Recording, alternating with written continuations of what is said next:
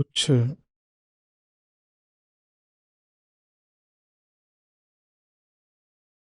बिल्कुल आधारभूत बातें।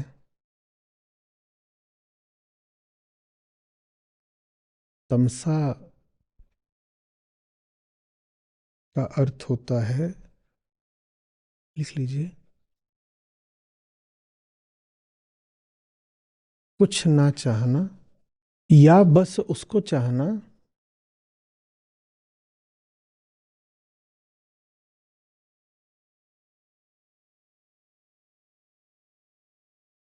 जो चाहने वाले को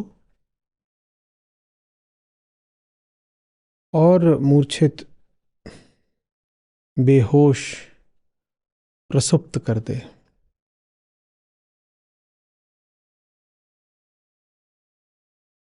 एक अर्थ में तामसिकता है कुछ ना चाहना, या बस वो चाहना जिसको चाहने से, जिसको चाहकर पा लेने से चाहने वाला और बेहोश हो जाता है, और बेहोश हो जाता है तो कुछ नहीं चाहता। ठीक है। में चेतना सोई पड़ी रहती है। तमसा चेतना की ये निम्नतम अवस्था है, जड़ता के बहुत निकट है।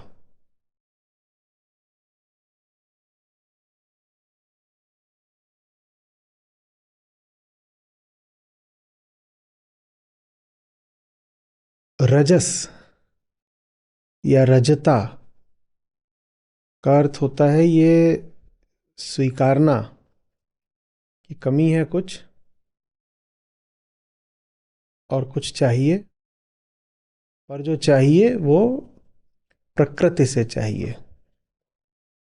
तो ये अर्धचेतन या अर्ध मूर्छित अवस्था होती है, तमसा से ऊपर की। इतनी बेहोशी तो नहीं है कि स्वयं को प्रमाण पत्र दे दें संतुष्ट, स्वस्थ, पूर्ण होने का, पर इतना होश भी नहीं है कि साफ साफ देख पाए कि अपूर्णता और असंतुष्टि है क्या, आ कहां से रहे हैं। थोड़ा होश है, थोड़ी बेहोशी। तमसा में लगभग पूरी बेहोशी है। तमसा अगर एक ऊंची अवस्था है तो बस जड़ता से। तो जड़ता में तो हम कहते हैं चेतना शून्य होती है। तो जहां तक चेतना की अवस्थाओं की बात है उसमें तमसा सबसे नीचे होती है। तमसा माने चेतना ने स्वयं ही फैसला कर लिया है जगना ही नहीं है, उठना ही नहीं है। ठीक है। जब हम रजस की बात करते हैं तो उसमें चेतना कह तो रही है कि समस्या है, गिरे हुए हैं, समाधान चाहिए, उठना है, पर उसको ठीक ठीक पता नहीं है, ज्ञान नहीं है, ज्ञान की कमी है। तो वो कहती है चेतना कि मेरी समस्या बाहर से कुछ चीज़ें पा करके हल हो जाएगी। तो रजोगुण हमेशा बाहर की ओर दिखता है, प्रकृति की ओर, और प्रकृति से कुछ उपलब्धियां पा करके, कुछ कामनाएं पूरी करा करके वो स्वयं को तृप्त करना चाहता है। हम्म।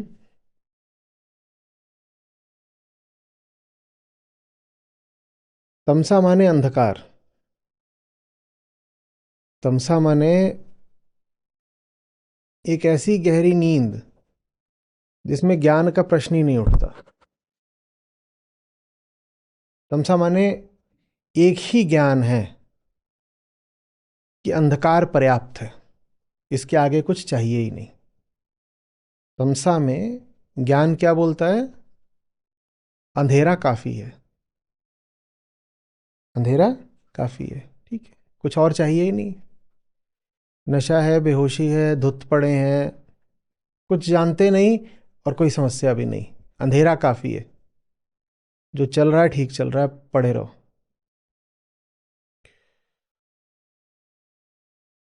ऊपर जब उठते हो तो ज्ञान आता है, पर रजस की अवस्था में ज्ञान आधा आता है, बाहर का आता है, अपना ज्ञान नहीं होता, आत्मज्ञान नहीं होता, सांसारिक ज्ञान होता है, भौतिक प्रकृति का ज्ञान होता है। तो ये तो पता चलता है कि अनुभव होता है, पता नहीं चलता। ये तो अनुभव होता है कि भीतर अपने कुछ खलबली है, बेचैनी है, अपूर्णता है, गड़बड़ है, कुछ मामला भीतर ठीक चल नहीं रहा, पर भीतर है, कुछ ज्ञान होता नहीं। ज्ञान होता कहाँ का है? बाहर का। तो जो राजसिक चेतना होती है वो भागती है बाहर की दिशा में, बाहर की दिशा में। और सात्विक चेतना का बड़ा केंद्र होता है ज्ञान। तो सतोगुण का संबंध आप हमेशा शास्त्रों में पाएंगे ज्ञान से। अब समझिए कैसे। सतोगुण का संबंध आत्मज्ञान से है और रजोगुण का संबंध सांसारिक ज्ञान से है। रजोगुण का संबंध सांसारिक ज्ञान से।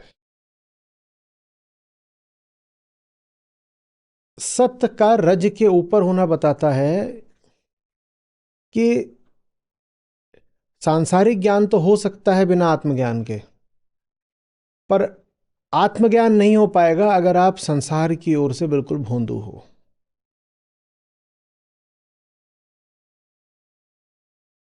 कि अविद्या तो हो सकती है बिना विद्या के भी, जैसे कि राजसिक स्थिति में अविद्या तो है, विद्या नहीं है।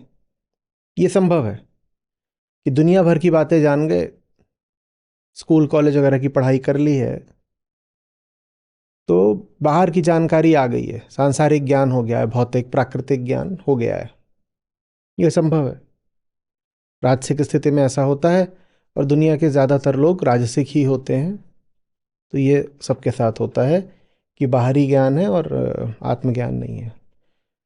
लेकिन सात्विक चेतना नहीं हो सकती जब तक दुनिया का कम से कम कुछ आधारभूत ज्ञान ना हो। सात्विक होना बड़ा मुश्किल पड़ जाएगा। तो आत्मज्ञान के लिए भौतिक ज्ञान चाहिए। इसको शर्त बोल दीजिए, अनिवार्यता बोल दीजिए, एक तरह का प्रकृति का नियम है, ऐसा ही चलता है, जो भी बोल दीजिए। कारण साफ साफ बता देता हूं। आत्मज्ञान कोई पाने की बात नहीं होती है। आत्मज्ञान तो बस निषेध होता है, नकार होता है, नेति नेति होता है उन सब बातों की जो आपने संसार से पकड़ रखी होती हैं। ठीक है ना? संसार से पकड़ना माने शरीर से पकड़ा, समाज से पकड़ा। तो जब तक आपको शरीर और समाज का पता ही नहीं है तो नेति नेति कहां से कर लोगे? जिस चीज को समझे नहीं उसको झूठा कैसे सिद्ध कर सकते हो बताओ? किसी चीज को झूठा सिद्ध करना भी तभी संभव है ना जब उसको तुम समझते हो। जिसको समझते नहीं उसको झूठा कैसे सिद्ध कर दोगे बताओ?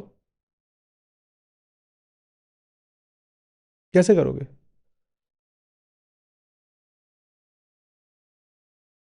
मैं आपके सामने लिख दूं, √2 इज अ रेशनल नंबर। और आपने गणित पढ़ी ही नहीं है, आप रेशनल इरेशनल नंबर क्या होते हैं आप जानते ही नहीं है। आप इसको हाँ बोलोगे कि ना बोलोगे? आप कुछ नहीं बोलोगे। हाँ, मैं बहुत दबंग हूं तो मुझे देख करके शायद हाँ बोल दोगे। और मैं कुछ लिजिजा पिलपिला सा हूं तो मुझे देख के कहोगे ये बोल रहा है तो झूठ ही होगा। जब ज्ञान नहीं होता, जब सांसारिक ज्ञान नहीं होता, तो ऐसा थोड़ी है कि हम कह देते हैं कि मैं जानता नहीं तो मैं चुप रहूंगा, खाली रहूंगा, कोरा रहूंगा। भीतर हम अपने ज्ञान को तो स्थापित तब भी कर लेते हैं, बस तब हम प्रमाण पर नहीं चलते, प्रभाव पर चलते हैं। मैं तुमसे बोल रहा हूं कि √2 1.5 होता है, 1.5। जी जी, कुछ प्रमाण बताएंगे? ये रहा प्रमाण, ये रहा प्रमाण। तो क्या करा? मान लिया। प्रमाण से नहीं माना, किससे माना? प्रभाव से मान लिया। हम अपने बारे में जो कुछ भी जानते हैं वो प्रमाण से नहीं, प्रभाव से जानते हैं। अच्छे समझिए, किसी ने आपको कभी प्रमाण दिया था क्या कि तुम जिस जाति के हो वो जाति श्रेष्ठ होती है? तो कैसे मान लिया? किसी ने प्रमाण दिया था क्या? नहीं, प्रभाव था। ताऊ जी बोल रहे हैं तो सही ही होगा।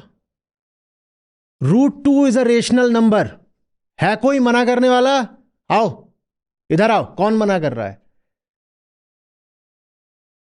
प्रमाण तो दिया नहीं जा सकता, क्योंकि देने वाला भी प्रमाण जानता ही नहीं। इतनी गणित उसको भी नहीं आती कि वो आपको प्रमाण सहित सिद्ध कर पाए कि √2 रेशनल होता है कि इरेशनल होता है कि कितना होता, कुछ नहीं जानता।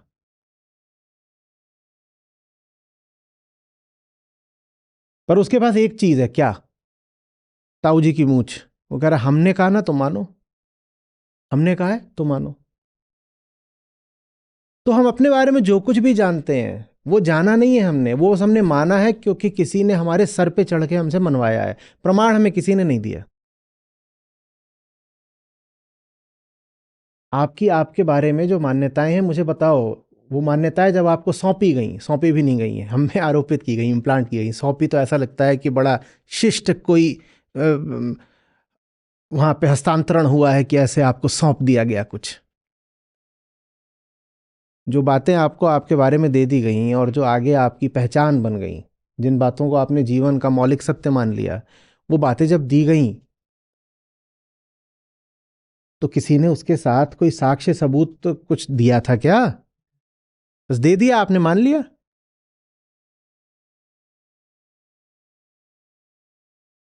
फिर नौकरी नहीं करोगे तो क्या करोगे?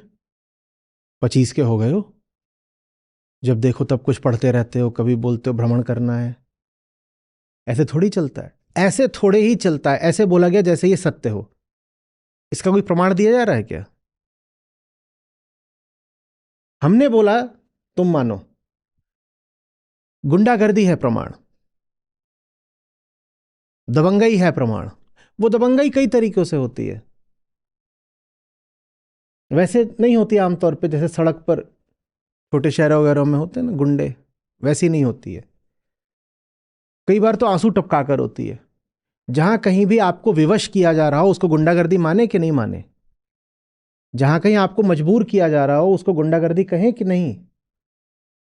तो आंसू टपका टपका के आपको कुछ करने को मजबूर किया जा रहा है। प्रमाण नहीं दिया जा रहा कि जो कर रहे हो, जो करने को तुम्हें कहा जा रहा है वो क्यों सही है, इसका कोई प्रमाण नहीं दिया जा रहा। बस ऐसे बेटा बस मान लो हमारी बात, टप टप टप टप टप टप टप, यही प्रमाण है, ये गुंडागर्दी है।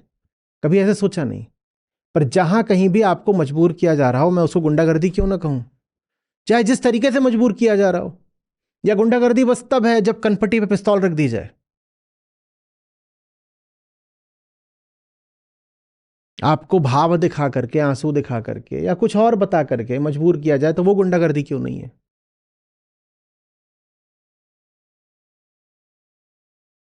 या आपके भीतर भय का संचार किया जाए आपके ही भविष्य को लेकर के, आपका हितैषी बन के, मैं तुम्हारे लिए सोचता हूं, मैं तुम्हारे लिए सोचता हूं कि आज से 4 साल बाद तुम्हारा क्या होगा। या आप में क्या संचारित किया जा रहा है? भय। जो आप में भय का संचार करे उसको क्या बोलते हैं? गुंडा। तो ये गुंडागर्दी नहीं है क्या? कभी सोचा ही नहीं ऐसे, क्योंकि जो आपसे ये सब बातें कर रहे हो ताऊ जी हैं। कभी सोचे ही नहीं कि वो गुंडागर्दी करेंगे, और इतने वो शिष्ट शालीन तरीके से कह रहे हैं कि देखो बेटा मैं तुम्हारे भविष्य के बारे में चिंतित हूं, 4 साल बाद क्या होगा तुम्हारा। ताऊ जी आप मुझे डरा रहे हो, और जो डराए उसको बोलते हैं गुंडा। हमें प्रमाण नहीं दिए जाते, हमें भय दिया जाता है, हमें लालच दिया जाता है।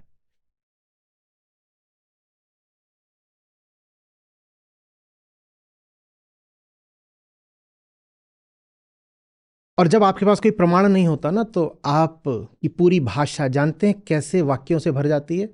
आपसे कुछ पूछा जाए कि तुम फलाना काम कर रहे हो, बताओ क्यों कर रहे हो, तो आप कहते हो क्योंकि ऐसा नहीं, ऐसा होता है ना, बट ऑब्वियसली नहीं, मैं प्रमाण मांग रहा हूं, it's not obvious to me. Show me why, offer me a proof. नहीं मेरे पास कोई प्रमाण, कोई सबूत नहीं है। बट नेचुरल नहीं, ऑब्वियस है ना, ऐसी कैसी बातें कर रहे हो तुम? कॉमन सेंस नहीं है क्या तुम्हें? नहीं मेरे पास कॉमन सेंस नहीं है, मैं कॉमन सेंस पे नहीं चलता, मैं प्रमाण पर चलता हूं। कोई प्रमाण हो तो दे दीजिए। जो आपके लिए कॉमन सेंस है मेरे लिए नॉनसेंस है। मैं आपसे कुछ सबूत मांग रहा हूं, बताइए तो। नहीं बट अब हर चीज का प्रूफ थोड़ी होता है, कुछ बातें तो एकदम ऑब्वियस होती हैं ना। मतलब see you are now 28 nearing 30, I mean when will you raise a family? Is it not obvious? नहीं मुझे नहीं ऑब्वियस है, आप बताइए।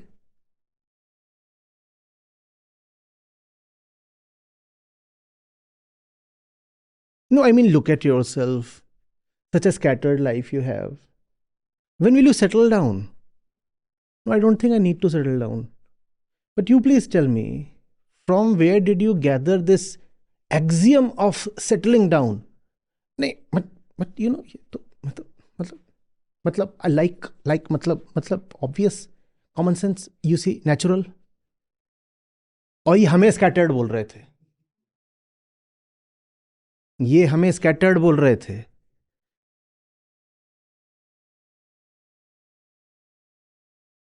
प्रमाण कुछ नहीं है, बस घूसा है। और तुम्हें पता भी नहीं कि तुमसे ये सब बातें घूसे के दम पे मनवाई गई थी, इसीलिए तुम्हारे पास इन बातों का कोई प्रमाण नहीं है।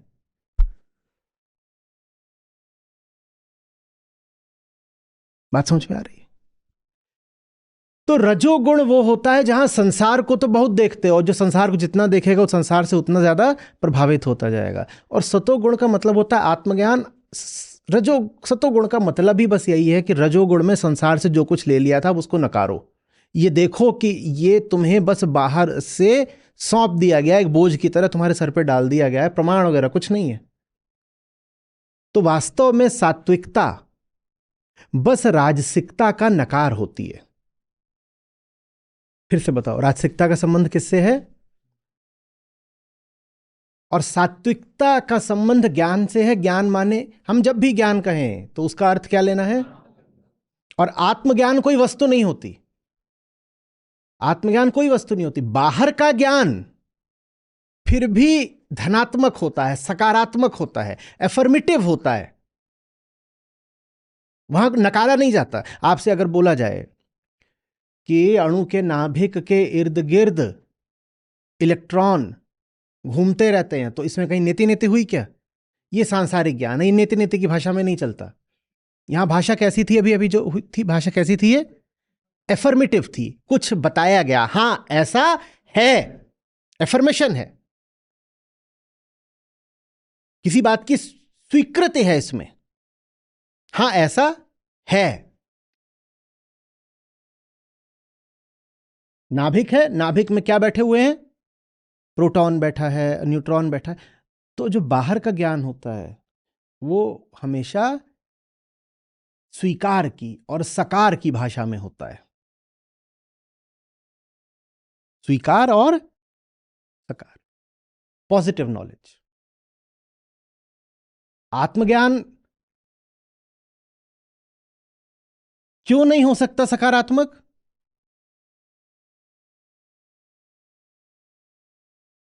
क्योंकि एटम होगा तो होगा, अहंकार तो है ही नहीं। जो होगा उसको लेके कोई नॉलेज हो सकता है ना? अहंकार तो है ही नहीं, तो उसको लेके नॉलेज कहां से लाएं? अहंकार को लेके तो बस यही करा जा सकता है कि उसको लेके जितना नॉलेज था,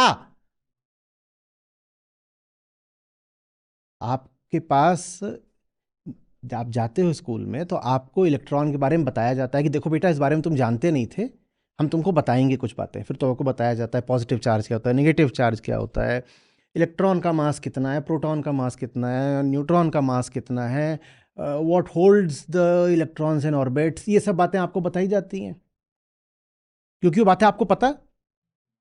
पर खुद के बारे में तुम्हें बहुत सारा पता पहले से ही है, तो हमें कुछ बताया नहीं जाएगा, जो हमें पहले से पता है बस उसको। तो इन दोनों ज्ञानों का चरित्र बिल्कुल विपरीत होता है। प्राकृतिक ज्ञान का, भौतिक ज्ञान का जो चरित्र होता है, जो राजसिक चेतना के तल पर होता है, वो बिल्कुल होता है सकारात्मक, विधायक। उसमें कुछ जोड़ा जाता है, जो आपको नहीं पता था वो ज्ञान आपको दिया जाता है, कुछ वृद्धि होती है उसमें। और आत्मज्ञान का चरित्र होता है बिल्कुल नकारात्मक, क्योंकि उसमें हर आदमी को पहले से ही बहुत कुछ पता है, और जो कुछ पता है वो किसके दम पर पता है? घूसे के दम पे पता है। वो घूसे का दम, और घूसा समाज से आता है, और कहां से आता है? शरीर से। दो दिशाओं से घूसा आता है। कभी कभी हम उसमें तीसरी भी जोड़ देते हैं, शरीर समाज संयोग, कभी समय भी जोड़ देते हैं उसमें, पर आपने अगर शरीर और समाज बोल दिया तो इतना पर्याप्त होता है। तो ये घूसा दो दिशाओं से आता है और आपसे जबरदस्ती कुछ बातें मनवा ले जाता है। शरीर आपसे पहला झूठ कौन सा मनवाता है? गुंडागर्दी करके, मैं देह हूं। ये पहली गुंडागर्दी हुई थी आपके साथ। आपके पास कोई प्रमाण है कि आप देह हो? पर जिस दिन पैदा हुए उस दिन शरीर ने पकड़ लिया आपको। क्या बोला? मानो कि मैं और तुम एक हैं, आइडेंटिटी स्थापित हो। आइडेंटिटी माने बिल्कुल बराबरी, ए बी है और बी ए है। ये पहली गुंडागर्दी हुई थी। हम गुंडागर्दी किसको कहते हैं? फिर से समझो, जहां समझाया नहीं गया, हड़काया गया। जहां समझाकर बात नहीं की गई, जहां बल के जोर पर, घूंसे के जोर पर मजबूर किया गया, इसी गुंडागर्दी कहते हैं ना। तो पहली गुंडागर्दी देह ने करी। देह ने कोई प्रमाण दिया ही नहीं, अहम देहास्मी, बस सीधे अहम को उठा करके देहास्मी से बांध दिया। तुमसे अनुमति ली थी? देह ने अनुमति ली थी क्या? जबरदस्ती कोई आपके साथ कुछ कर गया, गुंडागर्दी नहीं तो क्या है? दूसरी गुंडागर्दी किसने करी? समाज ने। अब समाज में परिवार, शिक्षा, पड़ोस, फिल्में, टीवी, दुनिया भर के जितने प्रभाव होते हैं सब आते हैं। लड़की हो, बारबी के साथ खेलो। कोई प्रमाण दिया गया कि मैं बारबी के साथ ही क्यों खेलूंगी, मैं टैंक के साथ क्यों नहीं खेलूंगी? किसी ने प्रमाण दिया? लड़की हो तो तुम्हें यह मिलेगा, लड़का हो तो तुम्हें यह मिलेगा। ये गुंडागर्दी है ना, बिना प्रमाण के कुछ दे दिया गया।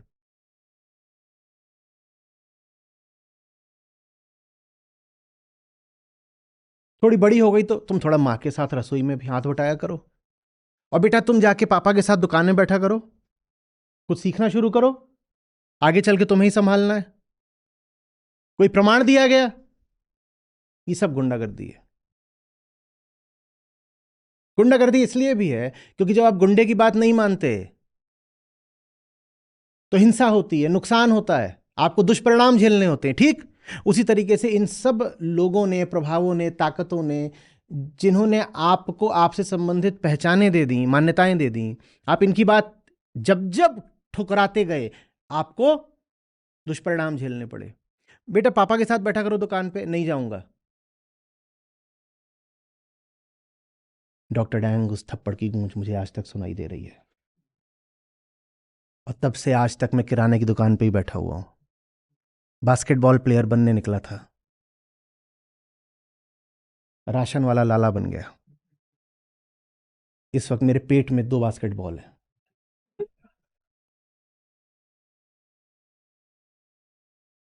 दुष्परिणाम होते हैं कि नहीं? और जिसकी बात ना मानो और दुष्परिणाम झेलने पड़े, अंजाम खतरनाक हो, उसे क्या बोलते हैं? गुंडा। उसने प्रेम से तो समझाया नहीं, उसने कोई प्रमाण दिया नहीं, उसके पास बस क्या था? बल। बल, मैंने कहा, कभी आंसुओं का होता है, कभी पैसे का होता है। बेटा इस घर में रहना है तो वैसे ही रहना होगा जैसे पापा चाहते हैं। ये किसका बल है? पैसे का।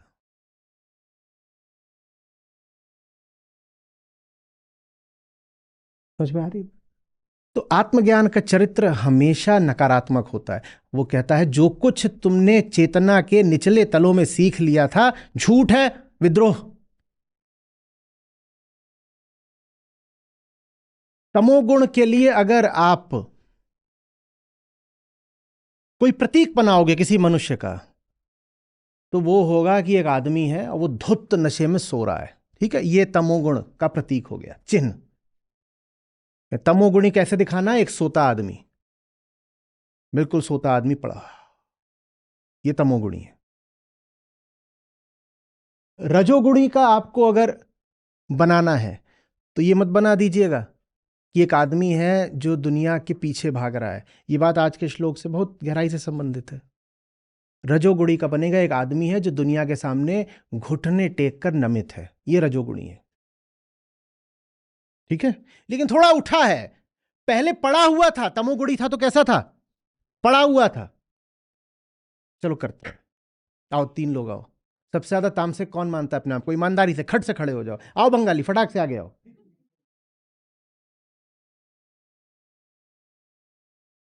आ जाओ बेटा।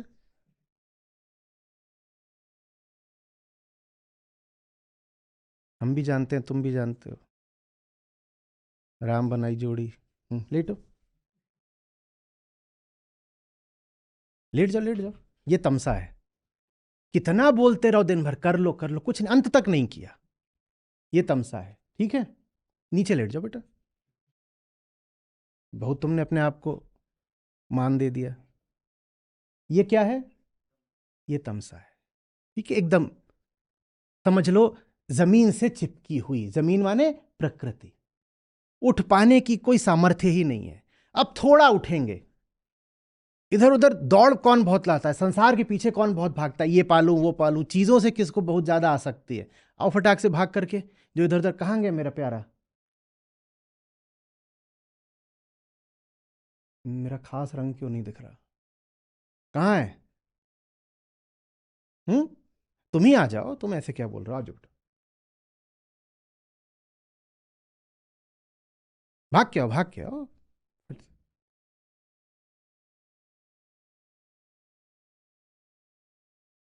इधर आ जाओ।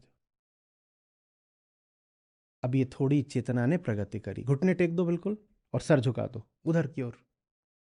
ये चेतना थोड़ी सी उठी है, पर इतनी ही उठ पाई है, पूरी तरह नहीं खड़ी हो पाई है। ये रजोगुणी है। इसकी आंखें सदा किसको देख रही हैं? संसार को। ये झुका किसके सामने है? और ये अपनी इस भाव को अक्सर एक झूठा नाम दे देता है, जानते हो क्या नाम? भक्ति। ये कहता है मैं तो पुजारी हूं, मैं तो नमित हूं, मैं तो समर्पित हूं। पर इसका सारा समर्पण किस दिशा में है? संसार की दिशा में। ये रजोगुणी है। अभी संसार इसको नचाएगा, ये क्या करेगा? ये नाचेगा। चलो संसार से कोई 2-3 लोग मालिक बन जाओ, खड़े हो जाओ। 2-3 लोग मालिक बन जाइए जल्दी से। अरे खड़े हो जाइए, मालिकियत सबको अच्छी लगती है। ये देखो ये खड़े हो गए। हाँ भाई माउंटेन, खड़े हो जाओ। एक आध जना कोई और खड़ा हो जाए। हाँ चलो नचाओ, कुछ भी बोलो। देखा, भागो, आका आका बोलते बोलते भागो, आका आका। तो हम रजोगुणी की कल्पना करते हैं कि रजोगुणी वो है जो लगातार भाग रहा है जीवन भर। ना ना ना ना ना, भागना बाद में आता है, झुकना उसका पहले आता है। क्या ये भागा होता अगर ये झुका ना होता? ये झुका हुआ है, वो आका है, आका के सामने झुका हुआ है। तो आका ने जैसे ही बोला अनमोल, आ गया। दूसरा आका, आका कभी एक नहीं होता, क्योंकि प्रकृति में विविधताएं विविधताएं हैं। हाँ इसको बुलाओ, ये ना आएगा। तमोगुणी बादशाह होता है, उसका कोई कुछ नहीं बिगाड़ सकता। कोई पी करके गटर में पड़ा हो, तुम उसको करोड़ रुपए दो, वो ना उठे तुम्हारे लिए, हो गया यस। इसको कुछ भी बोल लो, ये नहीं आएगा। धमकी दे दो तो ना आए, कपड़े उतार लो तो ना आए, डंडा मार दो तो ना आए। तमोगुणी ऐसा होता, उससे कुछ नहीं। हाँ उसका नशा उतरने लगेगा तो हो सकता है वो तुम्हारे पीछे आएगा। वो भी किस लिए? क्या चाहिए उसको? और नशा ही चाहिए। बस एक स्थिति में वो दुनिया की सुनेगा कि नशा उतरने लगा तो कहेगा नशे का कुछ माल मिल सकता है। नशा कई तरीके का हो सकता है उसका, जितने तरीके के नशे संभव हैं, माने चेतना को डुबाने वाली चीजें, वो हर चीज के पीछे आकर्षित रहता है। हाँ अगला आका बुलाए। सर अब देखो भागा।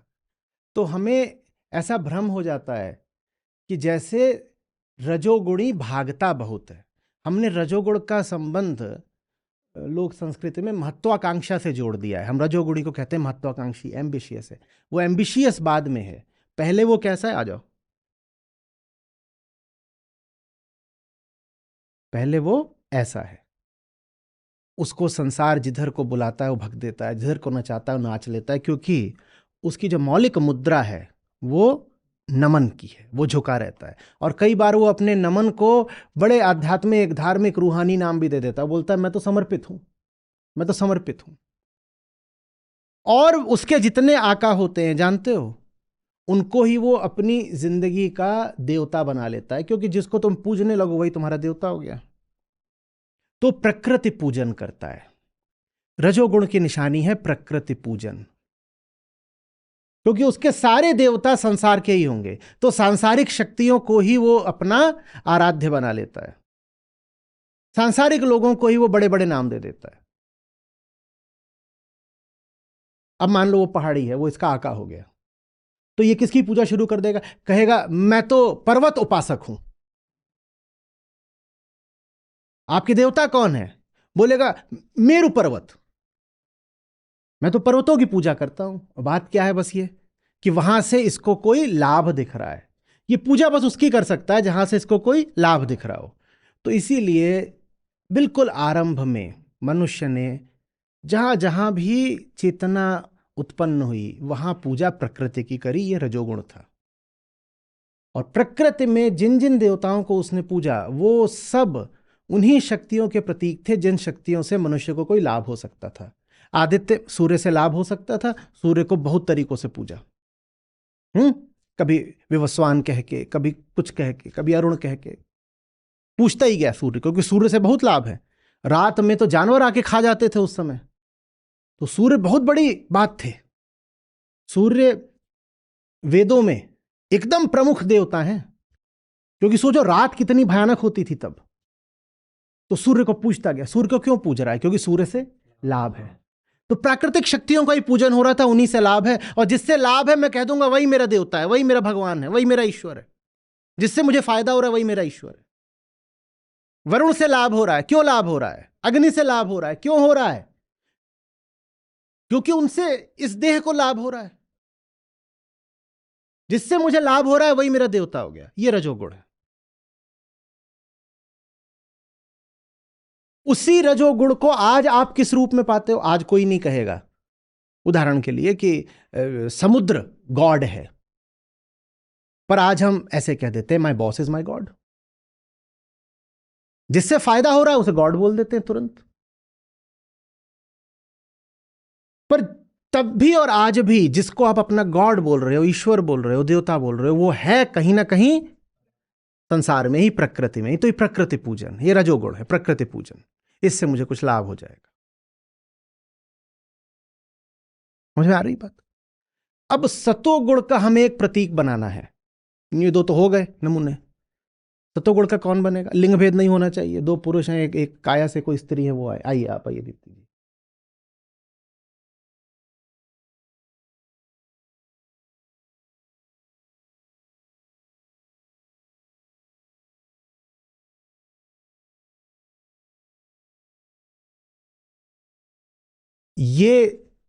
ये सतोगुण की पारिभाषिक मुद्रा है, डिफाइनिंग पोज। हम सोचते हैं रजोगुण की मुद्रा है भागने की, नहीं, भागने की नहीं है, झुकने की है। हम सोचते हैं सतोगुण की मुद्रा है ज्ञान की, तो सतोगुणी क्या कर रहा होता है? वो बस आसन लगा के ध्यान कर रहा होता है, या कि वो कोई किताब पढ़ रहा है, उसको हम कहते हैं ना सतोगुणी। सात्विक आदमी है, ध्यान कर रहा होगा, ध्यान में बैठा होगा, या कि किताब पढ़ रहा होगा। नहीं, सतोगुण ये है, ये विद्रोह है। ये क्या है? विद्रोह है। जो कुछ मुझे चेतना के निचले तलों पे बताया गया था मैं अस्वीकार करता हूं, ये सतोगुण है। सतोगुण कहता है जो कुछ मुझे चेतना के निचले तलों पे बताया गया था मैं उसको अस्वीकार करता हूं। देखो सतोगुण माने पूरा खड़ा हो गया। ये पूरा लेटा हुआ था और सतोगुण ही पूरा खड़ा हो गया। लेट के कभी क्रांति देखी है? नहीं, कर देते हो तुम लोग, मुझे पता है।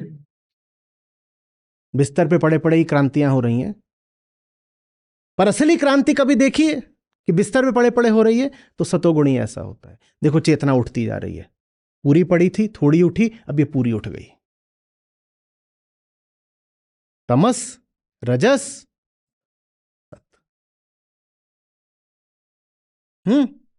इसको कुछ नहीं चाहिए, इसको बाहर बाहर का चाहिए। इसने बाहर की विफलता और निस्सारता देख ली। ये इतना बड़ा गुलाम है कि इसे पता भी नहीं कि ये गुलाम है। इसे ये तो दिख रहा है कि ये गुलाम है, पर अपने मालिक इसको अभी भी बाहर खड़े रखने हैं। ये कहता है कोई मालिक नहीं चाहिए, ये बादशाह है। समझ में आ रही बात? तो सत्वगुणी उसको मत मान लेना कि जो बिल्कुल चूजे जैसा घूम रहा है, इधर उधर कुछ करता नहीं है और बस विनम्र है और हे हु शालीन अपना चलता रहता है। सत्वगुणी है, बिल्कुल ही गोलू है, एकदम भोंदू है, बस किताबों में मुंह दिए रहता है। सत्वगुणी है नहीं। जो किताबों में मुंह दिए रहता है और ये ना कर पाए, वो सत्वगुणी नहीं है, वो ये है। वो राजसिक है, उसे संसार से कुछ चाहिए, इसीलिए तो संसार से विद्रोह नहीं कर पा रहा। जिस आदमी को देखो कि वो संसार के आगे बहुत जल्दी से दब जाता है, झुक जाता है, जल्दी से कहता है कुछ समझौता कर लो, कुछ समन्वय कर लो, एडजस्टमेंट कर लो, उसके पास कुछ स्वार्थ होंगे, इसलिए वो झुका हुआ है। जिसके पास स्वार्थ नहीं होंगे वो जल्दी समझौते नहीं करेगा, वो ऐसे तन के खड़ा हो जाएगा।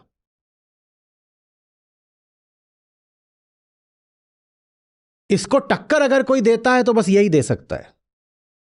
झुकता ये भी नहीं है, क्योंकि ये झुक सकता ही नहीं है।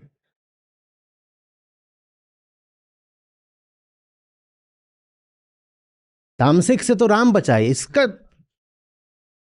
अभी मैं बोलूंगा उठ के चले जाओ, जाएगा ही नहीं। बताओ क्यों? इसका कोई मालिक नहीं है, सोया हुआ है। इसको बोलूंगा भाग तो भाग जाएगा। इसको तुम हटाओ, अभी 4 लोग आएंगे उठाने के लिए, तब उठे। समझ में आ रही बात? तो इसीलिए जब इसको बोला जाता है तेरी हालत खराब है, किसको?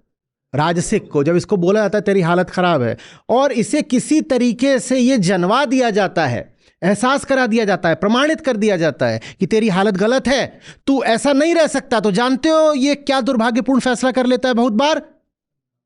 हाँ, ये कहता है वो तो मैं नहीं करूंगा, उसमें खतरा बहुत है। अगर मेरी हालत खराब है, मुझे हालत अपनी बदलनी है, तो मैं ये से ये बन जाता हूं।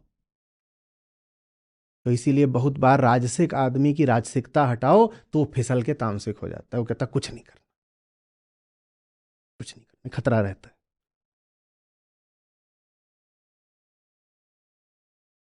बात आ रही समझ में? बैठिए। यार राजसिक से पहले तामसिक उठ गया।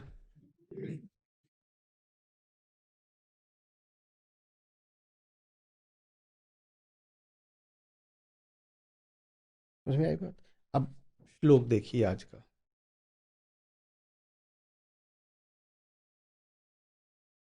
जिन्हें अपने काम पूरे करने हैं वे देवताओं की पूजा किए करते हैं, क्योंकि काम तो पूरे हो जाते हैं अगर महत्वाकांक्षा हो।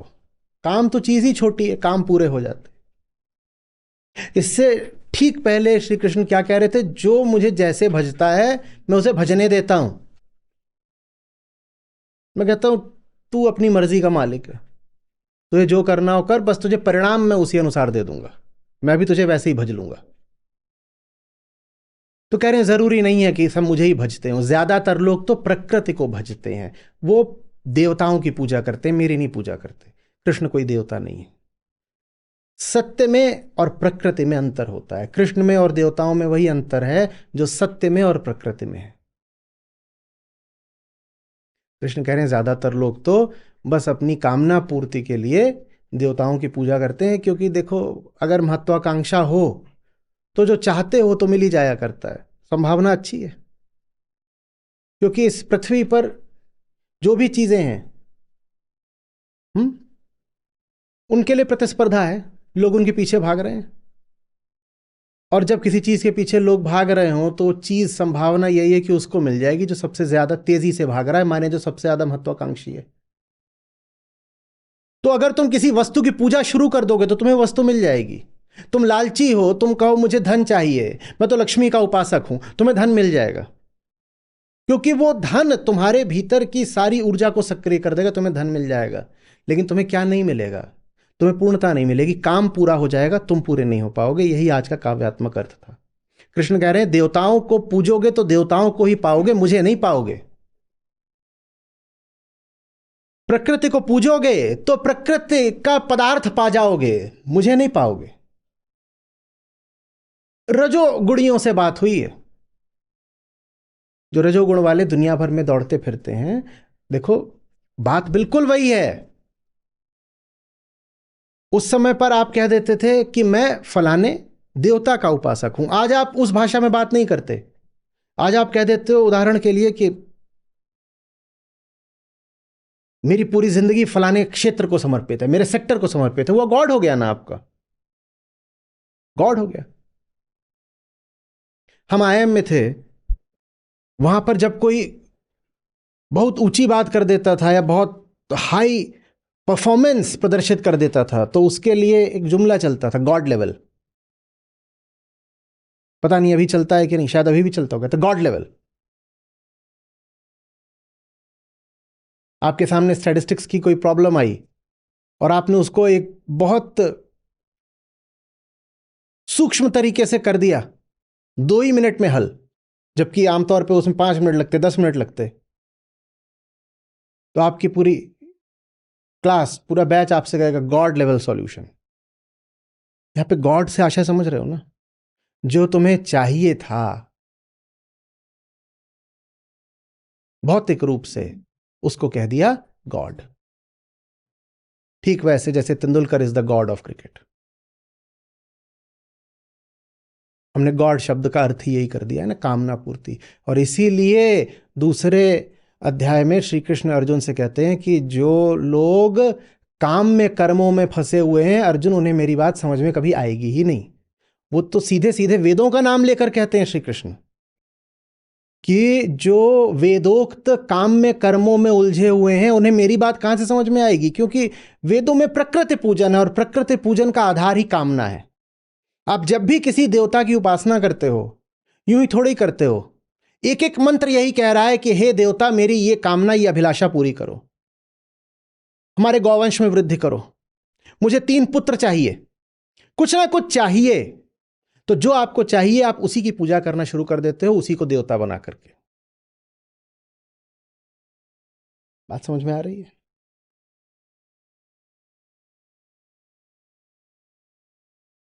दलाल स्ट्रीट में जाओ तो वो किसकी पूजा कर रहे होंगे?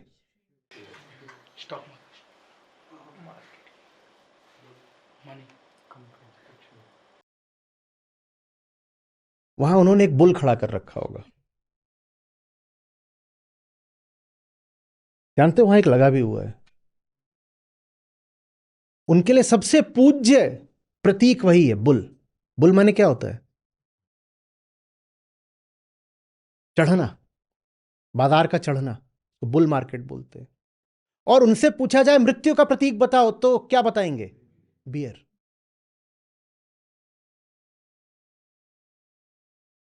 जो आपको चाहिए वही आपका भगवान हो जाता है।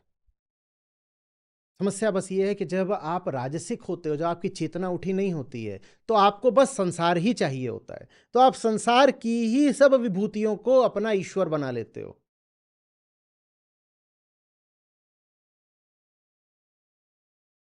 समझ में आ रही है बात? और ये बड़ी गड़बड़ हो जाती है फिर। अब आपने धर्म को भी बस अपनी महत्वाकांक्षा का जरिया बना लिया।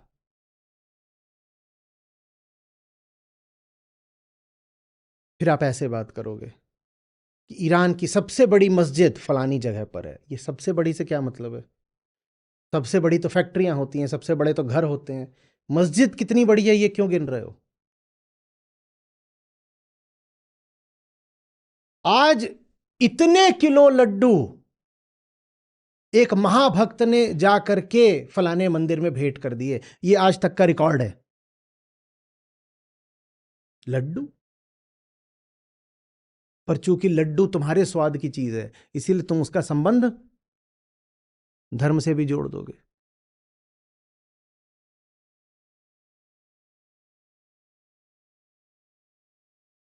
समझ में आ रही बात? ये राजसिकता है, ये प्रकृति पूजन है।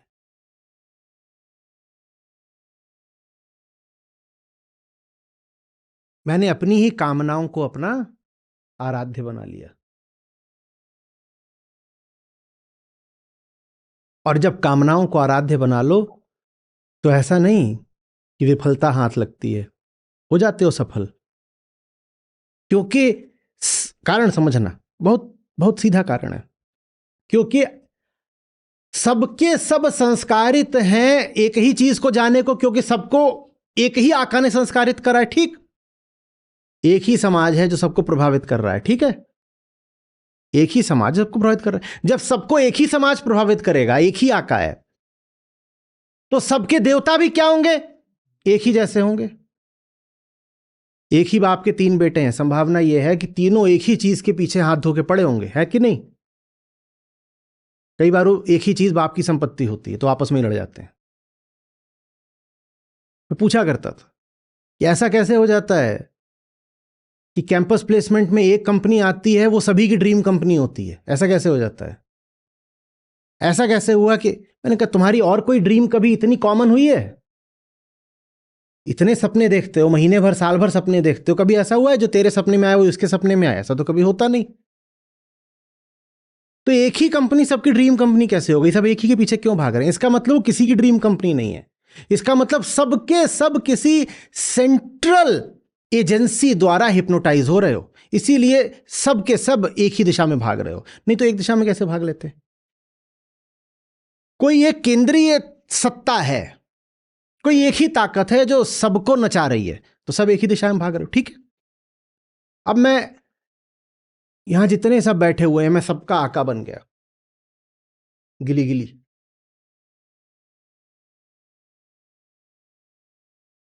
और मैंने कहा यहां ये शिवा बैठा हुआ है, इसके पास है मस्त लड्डू, और जीवन का उद्देश्य है लड्डू की प्राप्ति। तो वहां से किसी ने बोला नहीं, मतलब जीवन का उद्देश्य लड्डू की प्राप्ति है, ये कैसे मान लें? मैंने कहा ऐसे मान लो। तो सबने क्या किया? आप लोगों ने जीवन का उद्देश्य क्या है? जीवन का उद्देश्य क्या है? वो लड्डू कुछ भी हो सकता है, सत्ता, धन, बल, पैसा, पुरुष, स्त्री, घर, मकान, यात्रा, ये वो जो इतनी चीजें होती हैं जो इंसान को चाहिए होती हैं, लड्डू। और लड्डू रखा एक, लड्डू रखा एक, लेकिन मैंने सबको अपने तिलिस्म में बांध लिया है। और मैंने कहा तुम सबके जीवन का एक ही लक्ष्य है, क्या? लड्डू की प्राप्ति। और लड्डू वहां रखा है। अब बताओ लड्डू किसको मिलेगा? लड्डू उसको मिलेगा जिसकी राजसिकता सबसे प्रबल होगी। इसलिए राजसिकता संसार में जीतती दिखाई देती है।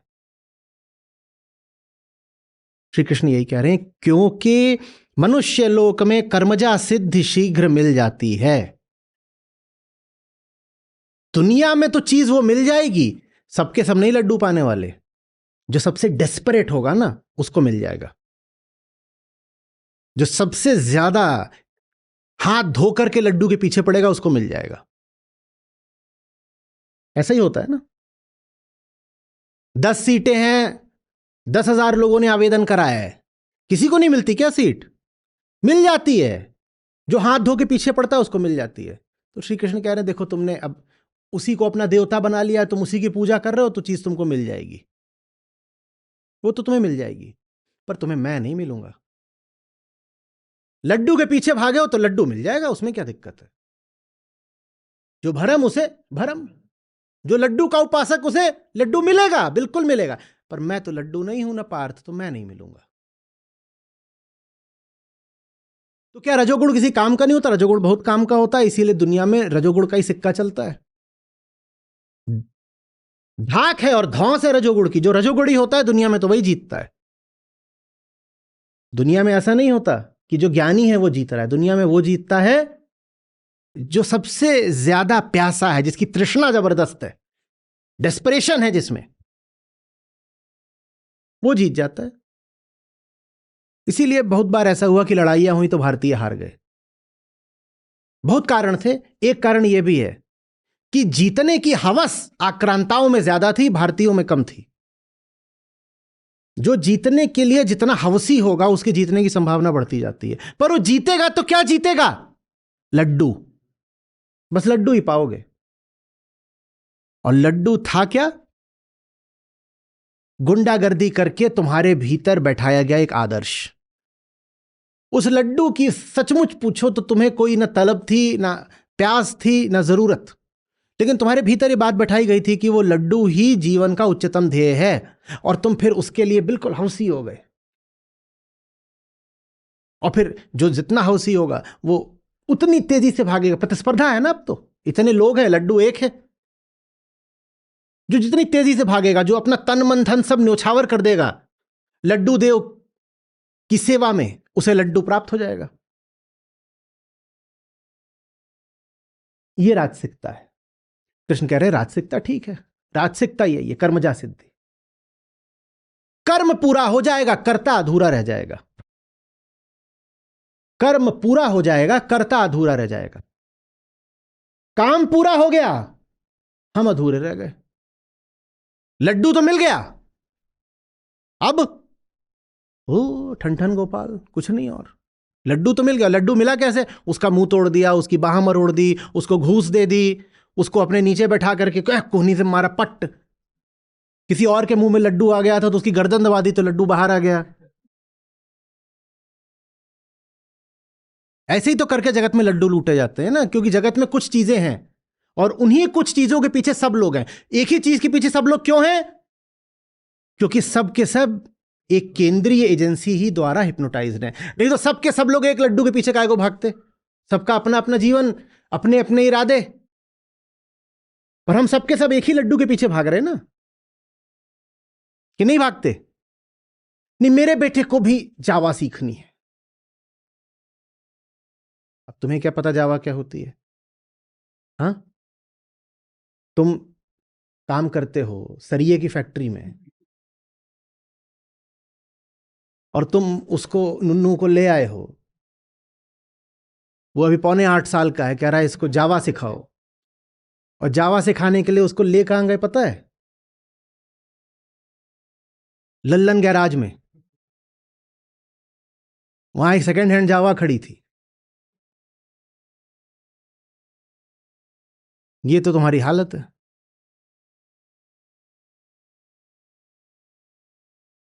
तुम्हें कैसे पता कि तुम्हें नुन्नू को जावा सिखानी है? तुम स्वयं तो नहीं जानते, ये मौलिक ज्ञान नहीं है, तुम्हें किसी ने बता दिया। तुम्हें भी बता दिया, तुम्हारे पड़ोसी बता दिया, उसको भी बता दिया, उसको भी बता दिया, उसको भी बता दिया, उसको भी बता दिया, उसको। अब जावा में 2 सीट है और उस पर बैठने वाले कितने हैं? हाँ, तो इसे कहते हैं एक अनार 100 बीमार। ये रजोगुणी विश्व में होता है। एक चीज के पीछे सब भाग रहे होंगे, क्योंकि वो चीज वास्तव में किसी को भी नहीं चाहिए, पर सब हिप्नोटाइज्ड है कि वही चीज चाहिए।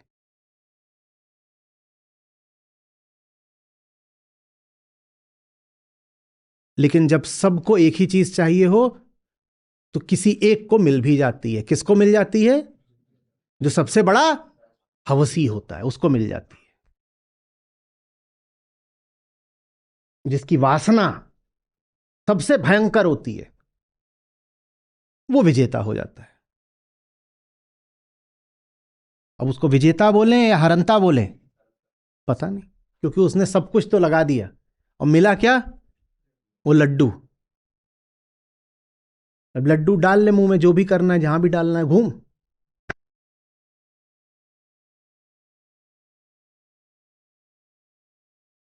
क्या मिलेगा लड्डू से? ये रजोगुणियों की हालत होती है। हार गए तो सर पीटते हैं, और जीत गए तो सर और बाकी सारे अंग भी पीटते हैं।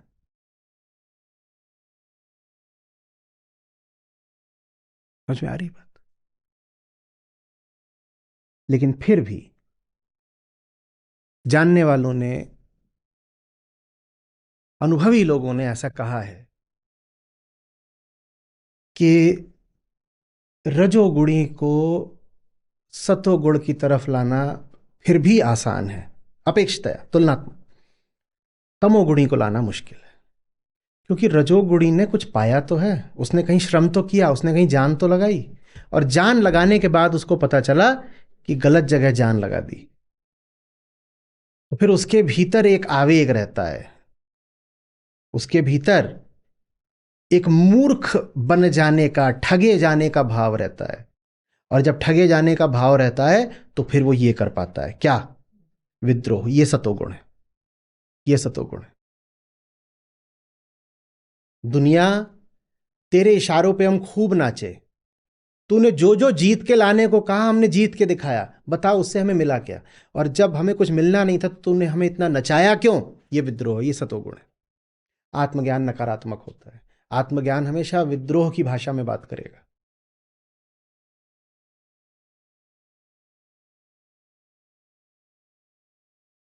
समझ में आ रही है?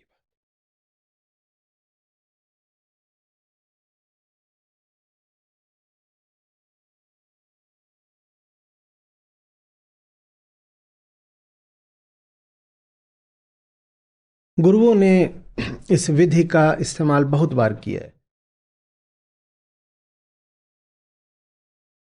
तामसिक आदमी के पास वो जब भी गए हैं, मान लो कोई शिष्य आश्रम में है और उसके पास गुरु जब भी गए हैं कहने के लिए कि तू बदल, तुझे बदलना होगा, तो जानते हो तामसिक आदमी का तर्क, प्रत्युत्तर क्या होता है? बोलो। मैं जैसा हूं ठीक हूं, मुझे बदलने की जरूरत। तब गुरुओं ने मालूम है क्या करा है ऐसों के साथ? उनको जगत में ढकेल दिया है। जो कहे कि मैं ठीक हूं, उसको गुरु की छाया की जरूरत नहीं है, उसको जगत के जूते की जरूरत है।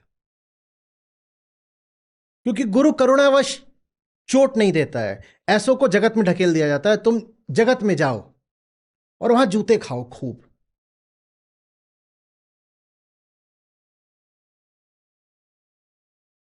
और अगर कोई अपनी तामसिकता कायम रख पा रहा है तो इसका अर्थ बस यही है कि उसको अभी जगत के दर्शन हुए नहीं है, उसका पाला ही नहीं पड़ा है जगत के यथार्थ से। क्योंकि जगत में लगातार क्या चल रही है? प्रतिस्पर्धा। जगत में लड्डू एक है और खाने वाले हजार हैं। पर गुरु के साथ जो शिष्य रहता है वहां तो अगर 10 हैं तो 10 लड्डू भी होंगे। ये गुरु प्रबंध कर देता है। बाहर निकलो तो एक लड्डू के पीछे हजार होते हैं। वहां तो वही जीतेगा जो जान लगाएगा। और तामसिक आदमी की पहचान ये है कि वो जान नहीं लगा सकता। वो कहता है सब ठीक तो चल रहा है, जान क्या लगानी है, मेहनत क्या करनी है। तो गुरु कहता है तुम जाओ, तुम जगत में जाओ और थपेड़े खाकर आओ, थोड़ा तुम्हें आटे दाल का भाव पता चले। और जब उसे आटे दाल का भाव पता चलता है तब फिर वो जगत के प्रति विद्रोह करता है। उसे कुछ मिला ना विद्रोह करने के लिए। There is now something to rebel against.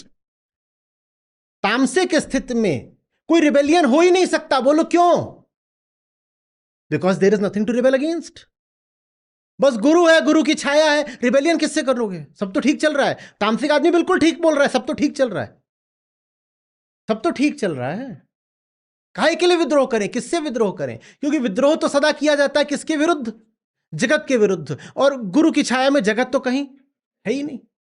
तो गुरु जगत में ढकेल देता, कहता तुम जगत में जाओ, तुम्हें कुछ पता तो चले कि जैसे तुम जी रहे हो ऐसे जगत में नहीं चलता बाबा। और जगत बहुत हिंसक है और बहुत क्रूर है, किसी का सगा नहीं है। और वहां पाई पाई के लिए प्रतिस्पर्धा करनी पड़ती है। बैठे बिठाए वहां ऐसे कुछ नहीं होता। जाओ। तो राजसिकता फिर जगती है थोड़ी, क्योंकि जगत क्या कराएगा? प्रतिस्पर्धा कराएगा, जगत दौड़ाएगा। जगत छोटी छोटी बात के लिए कहेगा दौड़ोगे तो पाओगे, दौड़ोगे तो खाओगे, और नहीं दौड़ोगे तो खाओगे भी नहीं। जगत दौड़ा के कहता है कि जितना दौड़ेगा बस उतना ही खाने को मिलेगा, उससे ज्यादा नहीं मिलेगा। और कई बार तो पूरा भी दौड़ ले तो खाने को कुछ नहीं मिलेगा। Winner takes all. जो सबसे तेज दौड़ा उसको सब कुछ मिल जाएगा, बाकी सब दौड़े होंगे, उन्हें दौड़ने के बाद भी कुछ खाने को नहीं मिलेगा। Winner takes all.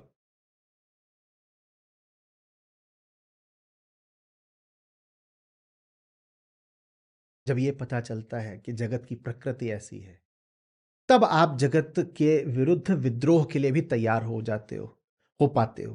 क्योंकि अब कुछ मिला तो जिसके विरुद्ध आक्रोश आएगा। ततो गुण की, सात्विक चेतना की शुरुआत होती है, हमने कहा आक्रोश से। मैं कितना बुद्धू बना, मुझे कितना दौड़ाया गया, कैसी है ये दुनिया, बस गुंडागर्दी, बस गुंडागर्दी। तब जाके आदमी कहता है हट। अब जान जाए कि माल जाए, ये जो चल रहा है ये नहीं चलेंगे। तो फिर ये है सात्विकता। सात्विकता ये नहीं है कि जी, ये क्या है, ये राजसिकता है। तामसिकता तो कुछ जीव ही नहीं बोलती। तामसिकता की आवाज सुननी है, तामसिकता आवाज के नाम पे बस खर्राटे सुनाती है। जी बोलने का काम किसका है? तो मालिक से बोला जी, और मालिक ने बोला चल बेटा दौड़, और दौड़ पड़े। हमें उसका दौड़ना दिखाई देता है, हम ये नहीं देख पाते कि वो दौड़ रहा ही बस आका के इशारों पर है। तो दौड़ने से पहले कि उसकी मुद्रा एक झूठे और बहुत ही गरिमाहीन नमन की है। जाना कुछ नहीं है, बस झुका हुआ है। क्यों झुका हुआ है? क्योंकि भय है, लोभ है, गुंडागर्दी है, तो इसलिए झुका हुआ है। ये राजसिकता है। राजसिक आदमी को गो गेटर या अचीवर मत मान लेना, ना वो गो गेटर है ना अचीवर है। वो सबसे पहले एक स्लेव है, बाद में होगा वो गो गेटर। वो दौड़ तो रहा है, ये दिखता है। दौड़ने से पहले वो कैसा था? दौड़ूंगा नहीं तो लात पड़ेगी और खाना नहीं मिलेगा।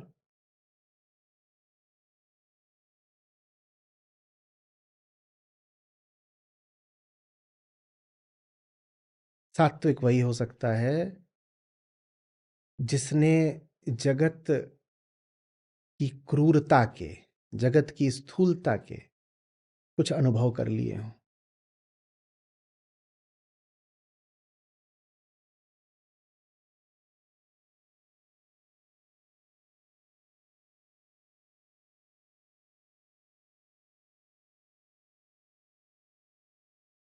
ना से उठता है उपनिषद। ना किसको बोलोगे अगर ना बोलने के लिए कोई है ही नहीं? जुल्म का प्रतिकार कैसे करोगे अगर जुल्म हुआ ही नहीं? हाँ, तो पहले उस जगह का अनुभव करना जरूरी होता है जहां जुल्म ही जुल्म हो रहा है। और उस जगह को कहते हैं संसार।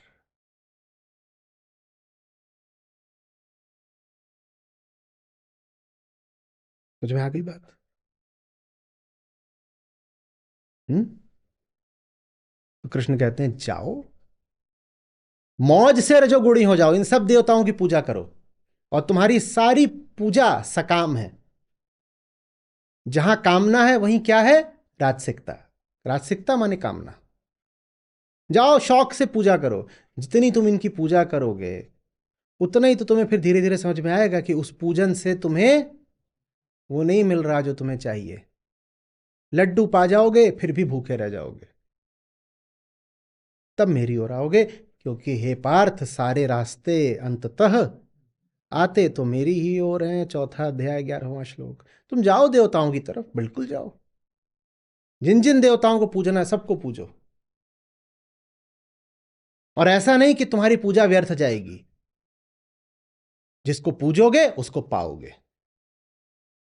कोई पूजा व्यर्थ नहीं जानी है। पूजा करोगे तो पाओगे, क्योंकि पूजा का अर्थ ही यही होता है कि भयानक कामना भीतर लपट मार रही है, तभी तो पूजने गए हो। तो पूजोगे तो पाओगे। ये नहीं कि तुम्हें पूजा से मिला है, तुम्हें उस कामना से मिला है जिसके कारण पूजने गए थे। जिसमें जीतने की जितनी हवस होगी उसका जीतना उतना निश्चित होता जाएगा। तो पूजोगे तो पाओगे, लेकिन पाने के बाद बहुत पछताओगे, तब मेरी ओर आओगे पार्थ। तो पालो, पछता लो, मैं तो हूं ही, मैं कहां जा रहा हूं। यही बात।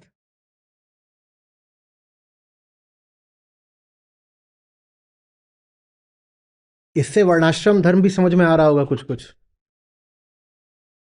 कि आम लोगों के लिए क्यों ऐसा चलन था कि भैया तुम वो सारे काम कर रहे हो दुनियादारी के होते हैं, उसके बाद तुमसे ज्ञान की चर्चा करी जाएगी। कम से कम 25 साल तो तुम लगाओ बेटा गृहस्थी में। जब तक 25 साल तोड़े नहीं जाओगे तब तक तुमसे ज्ञान की बात करी ही नहीं जाएगी। तो वहां फिर एक क्रम बनाया गया। हम्म वो क्रम इसलिए नहीं बनाया गया कि उस क्रम में कुछ विशेष है। वो क्रम इसलिए बनाया गया क्योंकि हम बहुत मोटी खाल के हैं। 25 से 50 साल तक जब तक हम तोड़े ना जाएं, तब तक ये संभव नहीं हो पाता आमतौर पर कि 51वें साल में कोई आए हमसे ज्ञान की बात करे और हम उसे इज्जत दे पाए।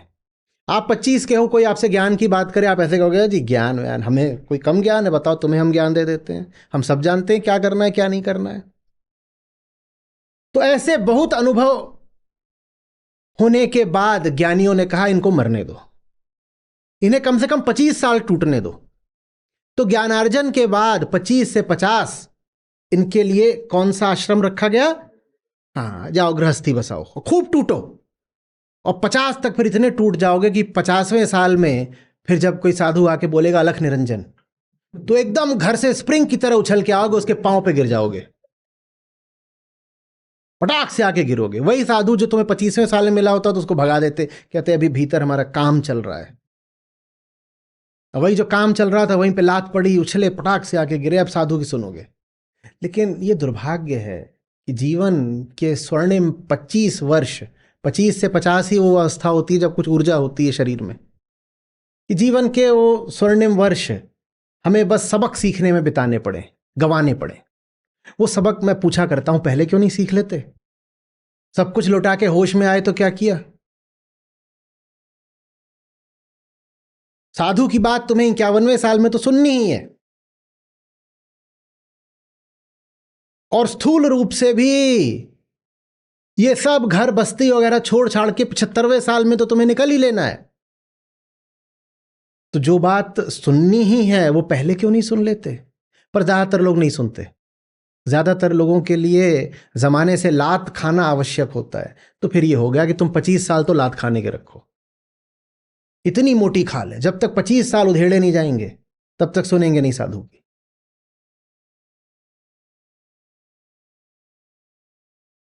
समझ में आ रही है? और फिर इसीलिए जिन्होंने और तात्विक बात करी, उन्होंने कहा ये वर्णाश्रम वगैरह सब झूठ है, क्योंकि सत्य दूर तो कभी भी नहीं है।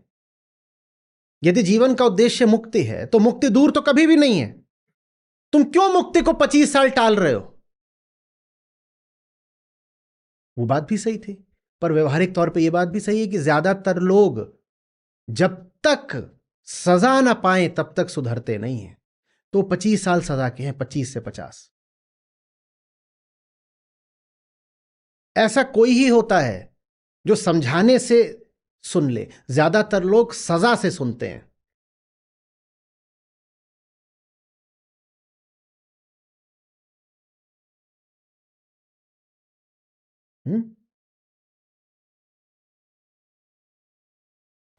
प्रकृति को जो पूजोगे पदार्थ ही तुम पाओगे, काम पूरे हो जाएंगे, अधूरे तुम रह जाओगे। प्रकृति को जो पूजोगे पदार्थ ही तुम पाओगे, काम पूरे हो जाएंगे, अधूरे तुम रह जाओगे। प्रकृति को जो पूजोगे पदार्थ ही तुम पाओगे, काम पूरे हो जाएंगे, अधूरे तुम रह जाओगे।